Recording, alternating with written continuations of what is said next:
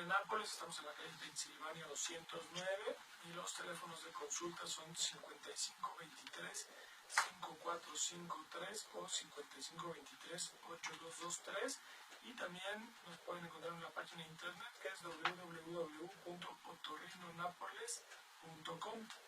Y en la colonia Roma, en la calle de Durango, número 33, en el piso 1, el teléfono 6587-7458. Perfecto. Y como le estábamos contando, pues primero estábamos viendo un poquito de los síntomas en general y vamos a ver ahorita cómo se pueden dividir, digamos que los problemas del nervio facial. La primera parte o lo primero que podemos dividir para saber de dónde se produjo, cómo se produjo el problema, es dividirlo entre si es una parálisis que se llama periférica o una parálisis que se llama central. Parálisis central básicamente o una alteración central en medicina se refiere a una lesión que está dentro del cerebro, en pocas palabras, es decir, una lesión alta, una lesión más general, más global, y la parálisis periférica se llama justamente así periférica porque está en las afueras del trayecto del nervio, es decir, ya una lesión que pasa más por fuera del oído, digamos ya en la salida del nervio hacia el rostro o inclusive ya dentro del rostro puede haber una lesión a este nivel. Es importante hacer la diferencia porque de ahí nos vamos a buscar la causa. Hay muchas causas para las parálisis faciales, desde traumáticas, una parálisis en la que no se encuentra ninguna causa, de la cual va a hablar el doctor Alberto ahorita. Algunas infecciones virales, sobre todo, nos pueden dar problemas, de las cuales también ahorita vamos a hablar, como es el Ramsay-Hunt. Pero ya cuando nosotros tenemos un paciente con parálisis, pues primero lo que tenemos que hacer es definir a qué nivel está esta lesión. Las lesiones periféricas, como les comentaba, pues son lesiones que están en la parte más externa del rostro y nos van a paralizar generalmente unas zonas o un lado del rostro en general.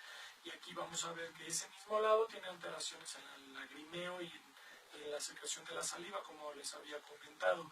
En el caso de las lágrimas, pues tenemos que hacer una prueba que se llama Schirmer, en donde ponemos un pequeño papelito por dentro del párpado, que absorbe lágrima y tiene una pequeña marca, bueno, una o varias pequeñas marcas para saber hasta dónde va lagrimando el ojo y nosotros poder saber si hay una cantidad normal de lágrima a este nivel. Y en el caso de la saliva se puede hacer, aunque es un poco más invasivo y casi no se realiza, se puede canalizar la glándula salival y se mide la cantidad de saliva producida, nada más que ahí pues obviamente hay que introducir un pequeño catéter a la glándula y es un poco más molesto, por eso casi no se realiza.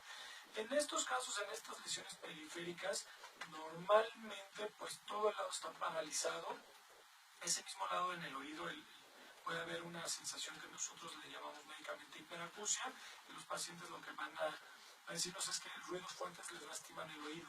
Y esto pasa porque hay un músculo, que es el músculo del estribo dentro del oído, que lo que evita cuando hay un sonido fuerte es que se transmita toda esta intensidad, es decir, se contrae el músculo y evita que se mueva completamente este huesecito del oído y que es uno de los que transmite el sonido.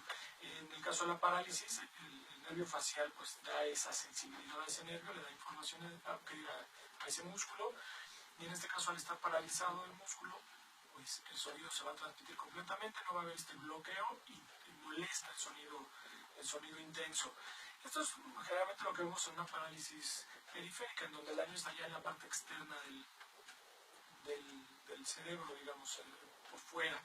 Y en la parálisis central, en donde ya la lesión es más interna, puede ser, por ejemplo, un tumor en el cerebro, algún daño por un traumatismo, un infarto, en donde hay una disminución del flujo sanguíneo y hay un daño a nivel del cerebro, pues ahí la gran diferencia quizá inicial es que los músculos de la frente y de los párpados se mantienen sin afectación. No es que no tenga afectación el nervio, simplemente que como la lesión está más adentro, por así decirlo, en la parte digamos que más abajo donde está la lesión, puede tomar el nervio información del otro lado, del nervio sano, en estos músculos, el músculo de la frente y el músculo de los párpados. Entonces en estas personas, quizá alguien que no lo sepa ve que sí tiene movilidad en la frente, sí tiene movilidad en los párpados, y piensa que es menos grave. Dice, bueno, no hay un daño tan extenso, y es todo lo contrario. Aquí podremos estar hablando de lesiones inclusive más graves, que pudieran dejar secuelas importantes. Entonces es importante hacer esta diferencia para buscar la causa ya digamos que principal de este problema. Nosotros una vez que hacemos esta diferenciación, pues ya podemos empezar a hacer los estudios correspondientes y de eso vamos a hablar ahorita dependiendo del tipo de parálisis que vayamos encontrando. Quizá la más común de todas es la parálisis de Bell, así se llama, o parálisis idiopática. En medicina idiopático es algo que no se le encuentra una razón clara, bien definida del problema, y pues esto nos va a hablar el doctor Alberto. Esta es la parálisis o la causa de parálisis facial más común. Más o menos las estadísticas dicen que es un 40% de todas las causas de parálisis periférica y como mencionaste, pues esta se conoce idiopática. Hay diversas teorías sobre cómo se origina o qué es lo que origina esta parálisis. Hay algunos que dicen que es por alguna lesión en la irrigación nerviosa, por un daño en los vasos sanguíneos, en la microcirculación. Hay otras teorías que lo asocian a infecciones por virus. Muchas de las enfermedades de las que no se conoce su causa se ha tratado de relacionar con enfermedades virales. En este caso, pues ninguna de las teorías está todavía 100% comprobada.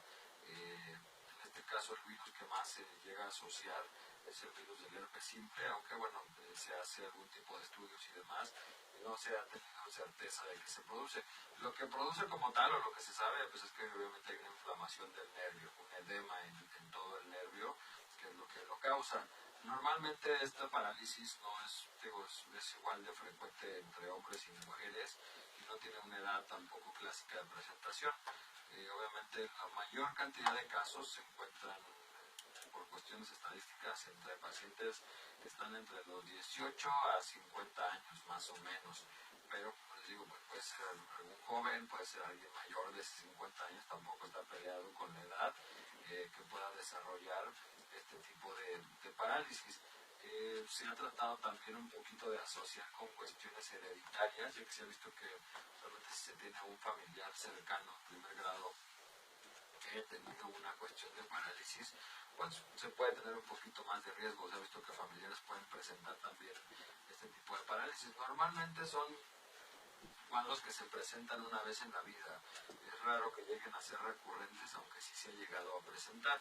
Obviamente cuando vemos recurrencia de cuadros de parálisis facial, pues normalmente tenemos que realizar otro tipo de estudios para ver qué es lo que está pasando, qué es lo que está ocurriendo, que no haya alguna otra alteración anatómica o funcional, alguna otra enfermedad de base que pueda estar causando esto. Normalmente esta parálisis debuta con un cuadro agudo, es decir, de la noche a la mañana el paciente nota la disminución en la movilidad de la mitad de la cara y casi siempre las primeras 48 horas son las más agudas. Normalmente aquí se puede acompañar también de un poquito de dolor en la zona detrás de las orejitas, obviamente del lado en donde esté la parálisis.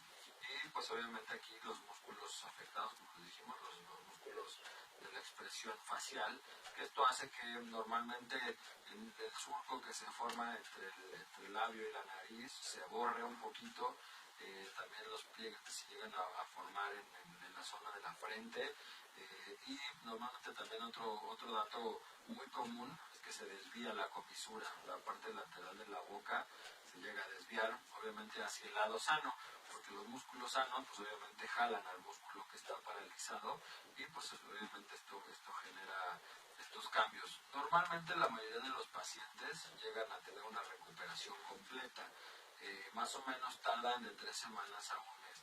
En este caso, al no tener una teoría, bueno, al no saber realmente la causa, pues muchas veces se utilizan medicamentos antiinflamatorios familiares o derivados de la cortisona para atacar y también hay que empezar normalmente con ejercicios. Obviamente la parálisis es un daño en el nervio, pero las secuelas se generan en los músculos,